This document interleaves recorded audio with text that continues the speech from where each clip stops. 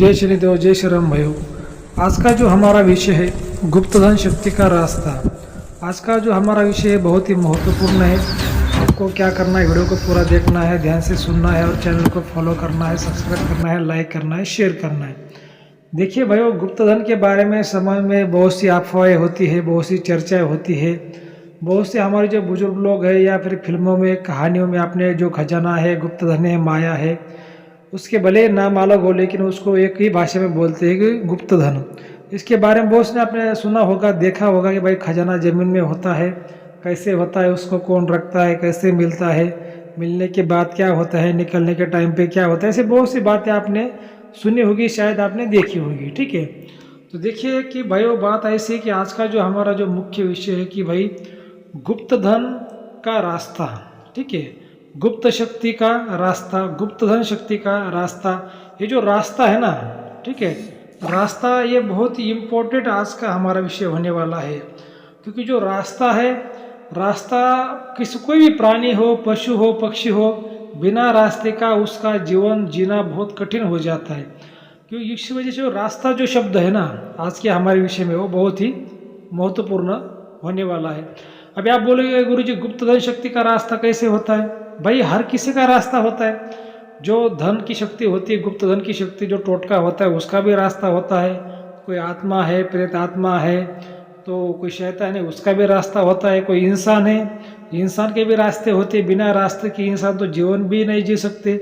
तो जो पशु है, जो प्राणी है, जंगली प्राणी, आप कौन से भी जंगल में आप चले जाओ, वहाँ पे आपको प्राणियों का, पशु का, पक्षी का भी आपको उसमें रास्ता दिखाई देगा। क्या पक्षी भी आप देखो, सुबह आपके घर के ऊपर से जो पक्षी सुबह जाते हैं, वही पक्षी दूसरे दिन वहाँ से ही जाएंगे। बराबर, मतलब जो रास्ता है, चाहे जानवर का हो, पशु का हो, पक्षी का हो, इंसान का हो, शैतान का हो, आत्मा का हो, गुप्त धन शक्ति का हो, तो रास्ता ये बराबर उनका होता ही होता है। अभी रास्ते कैसे होते हैं? कुछ रास्ते हमें आंखों से दिखाई देते हैं, तो कुछ रास्ते हमें आंखों से दिखाई नहीं देते। जैसे इंसानों के जो रास्ते होते हैं, जो रोड है, हाईवे है, जल्दी दिखाई देते हैं। जानवरों का जो रास्ता होता है वो जल्दी दिखाई नहीं देता। जैसे सांप का रास्ता है, बिल्ली का रास्ता है, इतना जल्दी वो दिखाई नहीं देते। उनके कुछ पैर के निशान होते हैं, उससे हमें उसको अंदाजा लगाना पड़ता है। जो पक्षी ऊपर से जाते हैं उनके भी रास्ते हमें दिखाई नहीं देते। खाली जब हम पक्षियों को देखेंगे तभी हमें पता चलेगा भाई चलो पक्षी जा रहा है।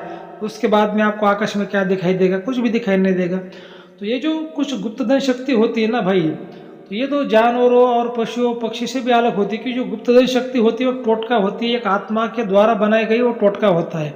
तो वो तो ऐसा खुली आंखों से कभी दिखाई नहीं देता। उसको देखने के लिए तंत्र मंत्र विद्या, जो कुछ तंत्र शास्त्र है, उसका ज्ञान होना बहुत आवश्यक होता है, या फिर गुरु का ज्ञान होना बहुत आवश्यक होता है। अभी आप बोलेंगे गुरु जी जो गुप्तधन शक्ति होती है, फिर उसका आज का विषय में हमारा क्या फायदा? इस विषय ये इतना महत्वपूर्ण क्यों हो गया? क्योंकि भाई जितने भी गुप्तधन प्रेमी लोग हैं, जिनको भी चाहते हैं भाई उनको खजाना मिल जाए, गुप्तधन मिल जाए, या फिर किसी घर में है, खेत में है, बहुत से ऐसे लोग होते हैं कि उनको जो गुप्तधन के, खजाने के, माया के संकेत मिलते हैं, आवाज़ें आती है। और कैसे आवाज़ें आती है, क्या संकेत होती है, इस पर भी हमने बहुत सी वीडियो हमारे चैनल पे बनाए हुए हैं, आप वहाँ जाके देख सकते हैं। तो क्या है कि ऐसे बहुत से लोग होते लेकिन वो समझ नहीं पाते, उनको अच्छा गुरु नहीं मिलता भाई क्या सही है क्या गलत है। तो इसमें गुप्तधन शक्ति का जो रास्ता बहुत इंपॉर्टेंट रोल रखता है। अभी इसमें कुछ कुछ ऐसे भी लोग होते हैं परेशान कि जो है उनके घर में भी धन नहीं है, उनके खेत में भी धन नहीं है, खाली धन की शक्ति का रास्ता है। वो रास्ता, वो वहाँ से धन की शक्ति उनके खेत से जाती है, उनके घर से जाती है, उनके ज़मीन से जाती है, उनके प्लॉट से जाती है। इसी वजह से वो जो ज़मीन है उसको दोष लग जाता है, उसको श्राप लग जाता है। और उसके कारण वहाँ पर जितने भी लोग रहेंगे, जितने भी जीव रहेंगे, चाहे कोई जानवर हो, चाहे कोई इंसान हो, उसको सुख शांति मिलने में बहुत दिक्कत आती है। उसके काम धंधे में दिक्कत आएगी, घर में तनाव रहेगा, पैसा नहीं टिकेगा, आएगा तो भी पैसा चला जाएगा, कोई मतलब दुर्घटना में कोई मरेगा, कोई अपाहिज होगा, मतलब ऐसा वो व्यक्ति, इतना व्यक्ति त्रस्त हो जाता है भाई, करता कुछ है और होता कुछ है। ठीक है, वो उसका कारण क्या है कि उसके घर में तो कोई धन नहीं होता, ना ही उसके खेत में होता है, लेकिन वो शक्ति का रास्ता वहाँ से गुजरता है। अब आप बोले गुरु जी धन तो फिर बहुत दूर है और शक्ति पर इतना दूर कैसे आ गई?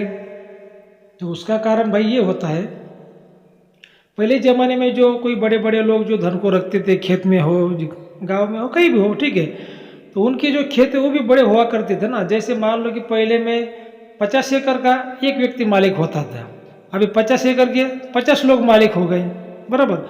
अभी मान लो कि पहले जमाने में जो व्यक्ति 50 एकड़ वाला था, उसने वो धन मतलब उसके खेत में किसी जगह पर उसने रख दिया, बराबर।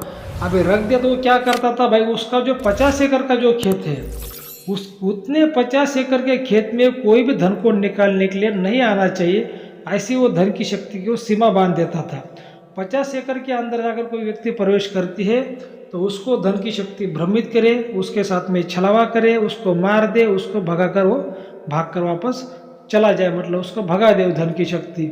ऐसा एक प्रेत आत्मा का हो, आत्मा का हो, शैतान को ऐसा टोटका करके उस धन पर वो किया जाता था। कोई लोग क्या करते थे भाई, जो आत्माएं जो होती है उनका टोटका जो करते थे वो जानवर के रूप में करते थे, जैसे कोई बैल हो, कोई पशु हो, पक्षी हो, नाग देवता हो, वो होती तो आत्मा है लेकिन वो एक जानवर के रूप में, पशु पक्षी के रूप में सामने वाले को दिखाई देती।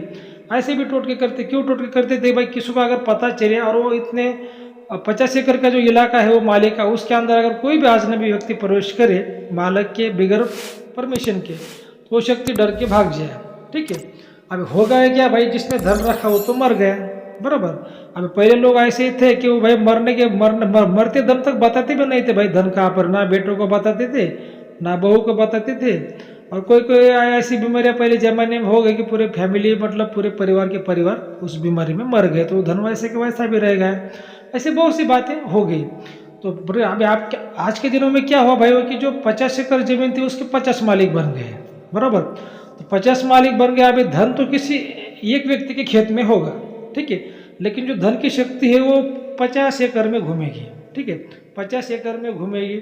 हो सकता है अभी 50 एकड़ में से लगभग 20-25 लोगों से उसका रास्ता हो गया होगा, जैसे उसका जाने का और आने का मतलब चक्कर लगाने का उसका रास्ता गया होगा, बराबर। तो इसमें क्या होता है कि वो जिस व्यक्ति के खेत से वो शक्ति जाएगी, 50 में से 20 लोगों से भी मतलब 20 लोगों के खेत में से शक्ति का रास्ता गया है, तो उन 20 लोगों को दोष लगेगा, ठीक है, उनको श्राप लगेगा, दोष लगेगा। अभी आप बोलोगे गुरुजी फिर जिसने रखा उसको दोष क्यों नहीं लगा? भाई जिसने धन रखा उसको कैसे दोष लगेगा, क्योंकि वो शक्ति उसने बिठाई थी। जब शक्ति बिठाते थे, जो पुतला करते थे वो टोटके का, तो उसमें वो जो मालिक का खून दिया जाता था, और वो शक्ति उसको या फिर उसके जो वंशज है मालिक के उनको ज़्यादा प्रॉब्लम नहीं देती थी। लेकिन अभी हुआ क्या कि वो जो मालिक तो मर गया, उसका खेत दूसरे लोगों ने लिया, दूसरे जाति धर्म। तो इसी वजह से जिस खेत से गुप्त धन का रास्ता जाएगा, उस खेत के मालिक को, उसके परिवार को, या फिर उस खेत में जो भी कोई मजदूर भी जाएगा, कोई जानवर जैसे कोई बैल जाएगा, गाय जाएगी, जो भी कोई पशु जाएगा, पक्षी जाएगा, उनको भी शक्ति तकलीफ देगी, ठीक है। तकलीफ क्या दे सकती है? जो पहले तो जो खेत का मालिक है, जिसने वो खेत लिया और रोज वो वहाँ पे काम करने को जाता है, उसको तो बर्बाद कर देगी, उसके ऊपर इतना कर्जा कर देगी, उसके घर में इतनी नेगेटिव बातें आ जाएगी कि भाई वो झगड़ा, वाद विवाद, दुर्घटना, किसी की मौत हो जाना, कोई अपाहिज होना, झगड़े होना, बहुत परेशानी उसके जीवन में आएगी, ठीक है। तो ये क्या होता है ना कि उसको कोई दोष बोलता है, तो कोई बोलता है कि भाई श्राप लग गया जमीन को। फिर ऐसी बातें होती। पहले जमाने में लोग क्या करते थे, भाई ऐसे श्रापित जमीनें, दोष, यहाँ पर गड़ा हुआ धन है या फिर कुछ प्रॉब्लम है, भगवान के ट्रस्ट को, मंदिर को लोग दान करते थे। 10-10 एकड़, 20-20 एकड़, 50-50 एकड़ लोगों ने दान कर दिए। लेकिन पहले ज़माने में ज़मीनें लोगों को बहुत थी। आज के ज़माने में ज़मीनें कम हो गए तो दान कौन करेगा भाई? 1 बीघा के लिए भाई भाई को जान से मार रहा है, बाप बेटे को मार रहा है, तो दान कौन करेगा? तो ये ऐसी बातें हैं कि जो गुप्तधन शक्ति का रास्ता है उसको, इसी वजह से मैंने बोला कि भाई रास्ता बहुत इम्पोर्टेंट है, क्योंकि इंसान हो चाहे जानवर हो, बिना रास्ते का तो जीवन जी ही नहीं सकता। क्या, कैसे जीवन जिएगा भाई वो बिना रास्ते का?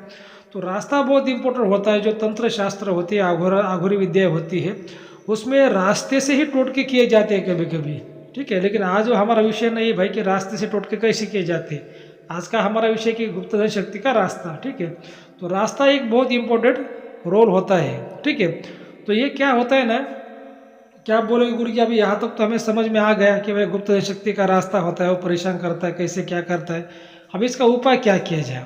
तो इसका उपाय क्या किया जाए कि भाई जो दोष उस खेत को लगा है, वहाँ पे देखो लोहा ही लोहे को काटता है।